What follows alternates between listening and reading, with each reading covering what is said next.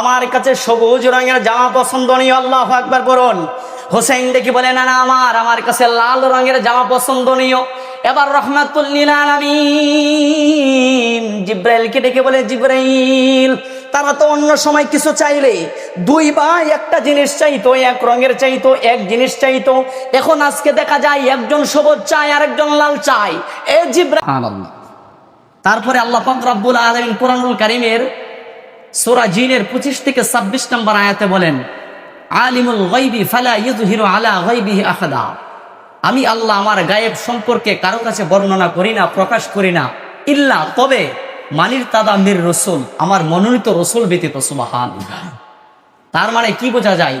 আল্লাহর গায়েব তার মনোনীত রসুলের কাছে প্রকাশ করেন। সুবহানাল্লাহ। শুধু তাই নয়, আল্লাহ পাক রব্বুল আলামিন আবারও বলেন, ওয়াসাদাকাল্লাহু ওয়া রাসূলুহু, আমি আল্লাহ যা বলি আমার রাসূল যা বলে সব সত্য। সুবহানাল্লাহ। তাহলে ওই রাসূলের জবান মুবারক থেকে সোহাদায়ে কারবালার আলোচনা শুনবো। রাসূল সোহাদায়ে কারবালার ব্যাপারে কি বলে গেছেন, ওই রাসূল জবান মুবারকে কি বর্ণনা দিয়ে গেছেন, ওই বর্ণনাটা আমি আর আপনি শোনার চেষ্টা করব। সকলে বলে আলহামদুলিল্লাহ। বাবাজিরা আমার, বন্ধুরা আমার,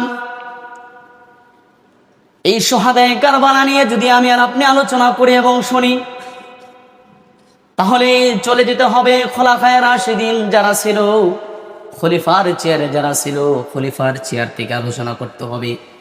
এই খলিফার চেয়ার থেকে রাজনৈতিক কারণে সোহাদায়ে কারবালা ঘটেছে আমি আর আপনি জানি, কিন্তু তার মূল হাকিকত হচ্ছে উম্মতে মুহাম্মদের মুক্তির জন্য সোহাদায়ে কারবালা। সুবহানাল্লাহ পড়ুন না। শুধু তাই নয়, এই সোহাদায়ে কারবালার তাৎপর্যতা কখন থেকে শুরু হয়েছে?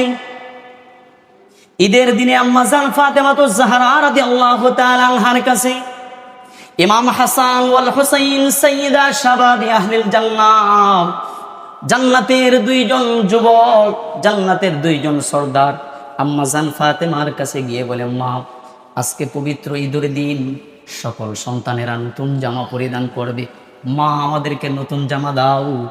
আম্মা জান ফাতেমাতুজ জাহরা রাদিয়াল্লাহু তাআলা আনহা, তিনিও জান্নাতের সর্দারিনী, কিন্তু তার পকেটটা ছিল একদম ঠান্ডা। কথা বলেন ঠিক কিনা?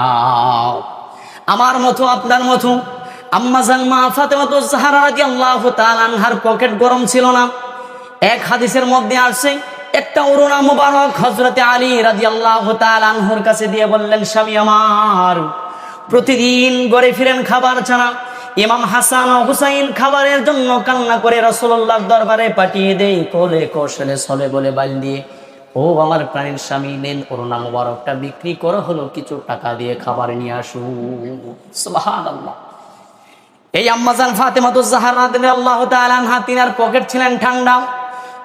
ওই সন্তানদেরকে বুঝ দিতে লাগলেন, কারণ সন্তানরা ছোট মানুষ, যদি বাবা কোথাও যায় সাজুগুজু করে ঘর থেকে বের হয় দোকানে অথবা বাজারে যাওয়ার জন্যে, সন্তান বলে, বাবা টাকা দাও। বাবা যখন বলে, বাবা রে এখন তো টাকা নাই, সন্তান তখন বলে, বুঝে না তো, তে না থাকলে নাই, কি হয়েছে, টাকা না থাকলে সমস্যা নাই তো, দিয়া লাইলি তো সারা যা, আছে না নাই, টাকা যে নাই সে এটা বুঝে না। আম্মা জান ফাতেমাতুজ জাহরা রাদিয়াল্লাহু তাআলা আনহা ছিলেন বিচক্ষণ মহিলা।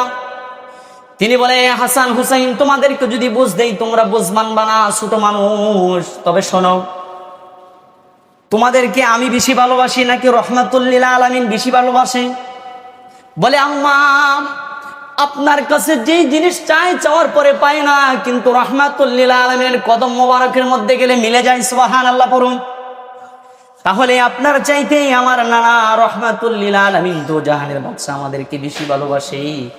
তারপরে বলতে লাগলেন, ও হাসান ও হুসাইন, তোমরা নানার দরবারে বেশি সময় থাকো নাকি আমি ফাতেমার দরবারে বেশি সময় থাকো?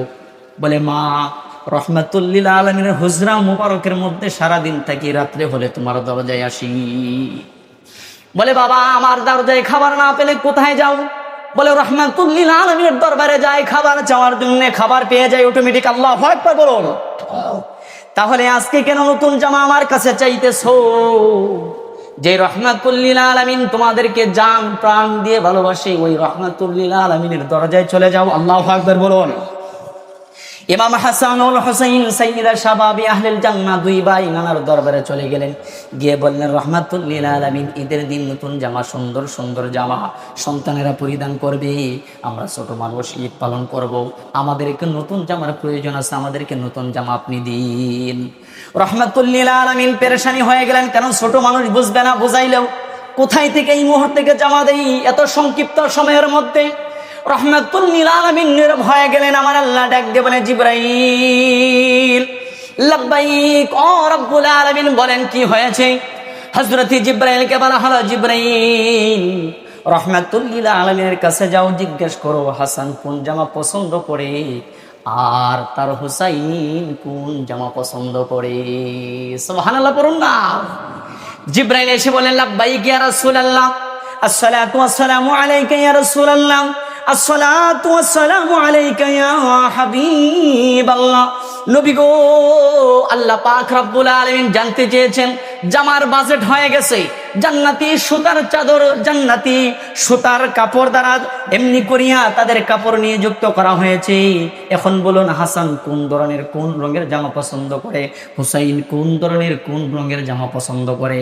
এবার রাহমাতুল লিল আলামিন জিজ্ঞাসা করেন, হাসান তুমি বলো তোমার কাছে কোন রঙের জামা পছন্দনীয়, হুসাইন তুমি বলো তোমার কাছে কোন রঙের জামা পছন্দনীয়। হাসান রাদিয়াল্লাহু তাআলা আনহু ডেকে বলে, ও রাহমাতুল লিল আলামিন, আমার কাছে সবুজ রঙের জামা পছন্দনীয়। আল্লাহু আকবার বলুন। হুসাইন ডেকে বলে, না না, আমার কাছে লাল রঙের জামা পছন্দনীয়।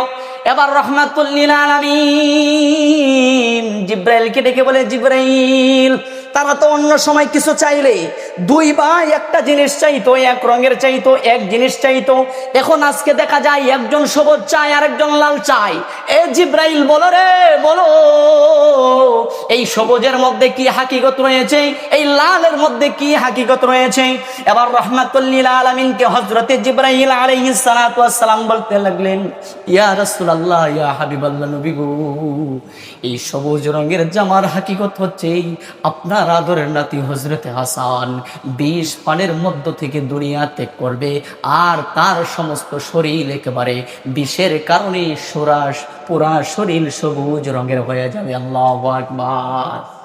হুসাইনকে বলা হলো, আপনার আদরের নাতি হুসাইন শুহাদায়ে কারবালার ময়দানে, এই শুহাদায়ে কারবালার ময়দানে আপনার আদরের নাতি হযরতে হুসাইন রক্ত মোবারক দিয়ে শুহাদায়ে কারবালার মাটি লালে রঞ্জিত হয়ে যাবে, এই জন্য সে লাল জামা চেয়েছে। শুধু তাই নয়, জিবরাইল আলাইহিস সালাতু ওয়াস সালাম অন্য হাদিসের বর্ণনায় এসেছে, এক মুষ্টি মাটি, লাল মাটি নিয়ে এসে বললেন, ইয়া রাসূলুল্লাহ, ইয়া হাবিবাল্লাহ, এই যে তাকায় দেখুন, এটা হচ্ছে আপনার ওই যে হুসাইন যেই জায়গায় শহীদ হবে সেই জায়গা শুহাদায়ে কারবালার ময়দানের মাটি। আল্লাহু আকবার। শুধু তাই নয়, মসজিদে নববীর মধ্যে রাসূল আমার খুতবা দিচ্ছেন, আর এর আগের একটু ঘটনা বলি।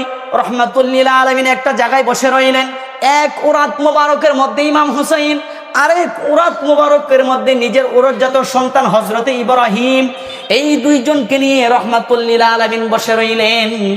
হঠাৎ করে জিবরাইল আলাইহিস সালাতু ওয়াস সালাম আসলেন, আয়েশা বলে, ইয়া রাসূলুল্লাহ, ইয়া হাবিবাল্লাহ, এই যে আপনার এক পাশে রয়েছে আপনার সন্তান ইব্রাহিম, আরেক পাশে রয়েছে আপনার আদরের নাতি হুসাইন, আল্লাহ পাক রব্বুল আলামিন চেয়েছেন এই দুইজনের মধ্য থেকে যে কোনো একজনকে আপনার সিলেক্ট করতে হবে, আরেকজন দুনিয়া থেকে আল্লাহ পাক রব্বুল আলামিন নিয়ে নেবেন।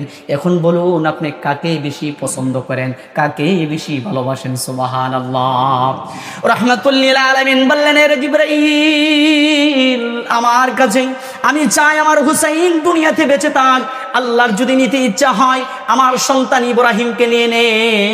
এবার রাহমাতুল লিল আলামিনের কথার উত্তরে জিবরাইল বললেন, ইয়া রাসূলুল্লাহ, ইয়া হাবিবাল্লাহ, মানুষ চায় নিজের উরতজাত সন্তান দুনিয়াতে বেঁচে থাকুক, কিন্তু আপনি দেখা যায় হুসাইনকে বেশি ভালোবাসতেন, এর হাকিকত কি? রাহমাতুল লিল আলামিন বলে, এরে জিবরাইল, ফাতেমা থেকে আমি আর আমি থেকে ফাতেমা, সুতরাং আমি রাহমাতুল লিল আলামিন আমার সন্তান ইব্রাহিম দুনিয়া থেকে চলে গেলে আমি সবচাইতে বেশি কষ্ট পাবো, তবে আমার আদরের নাতি হুসাইন যদি দুনিয়া থেকে চলে যায় আমার ফাতেমা সবচাইতে বেশি কষ্ট পাবে, সুতরাং ফাতেমার কষ্ট আমি সহ্য করতে পারবো না। আল্লাহু আকবার। শুধু তাই নয়, এক হাদিসের বর্ণনায় আসছে